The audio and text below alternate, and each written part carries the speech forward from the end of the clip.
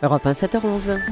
Les points de vue sur l'actualité, c'est maintenant sur Europe 1. Point de vue sans concession d'Axel de Tarlet, le Zoom Écho d'Europe 1 matin. Bonjour Axel. Bonjour Bruce. Alors c'est l'une des infos effectivement de la matinée.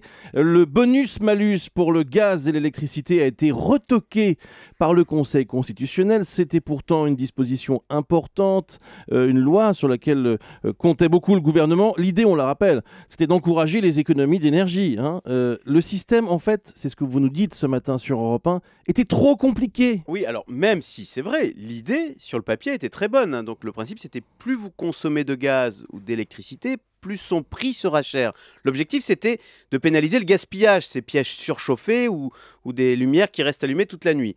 Sauf qu'en pratique, effectivement, c'est impossible à mettre en œuvre parce qu'évidemment, une famille avec 5 enfants va consommer plus d'électricité qu'un célibataire.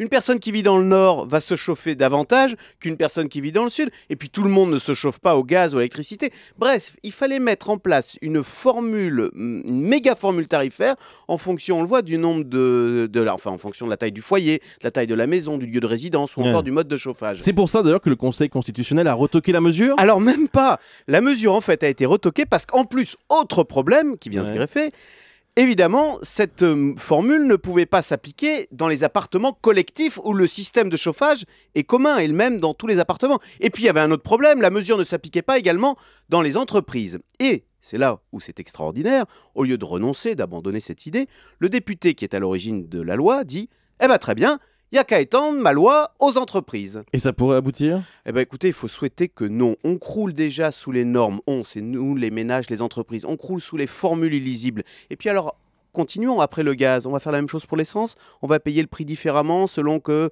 on a un foyer nombreux ou la pointure de la grand-mère. Non, stop. François Hollande veut un choc de simplification. Il a raison, c'est pas le moment de multiplier les usines à gaz, j'allais dire. Mais oui, donc le Conseil constitutionnel a gagné. Et c'est tant mieux. À un moment où on critique tant le fonctionnement de la République, eh bien, il faut se réjouir de voir qu'en France, il y a des contre-pouvoirs efficaces. Quand un système devient incompréhensible et illisible, eh bien, il faut se réjouir de voir qu'une institution se lève pour dire stop. Alors vous avez raison Axel de souligner la complexité de cette mesure, mais enfin c'était quand même aussi pour un but écologique. Donc ça malheureusement, ça passe à la trappe. Oui, la lutte pour l'environnement.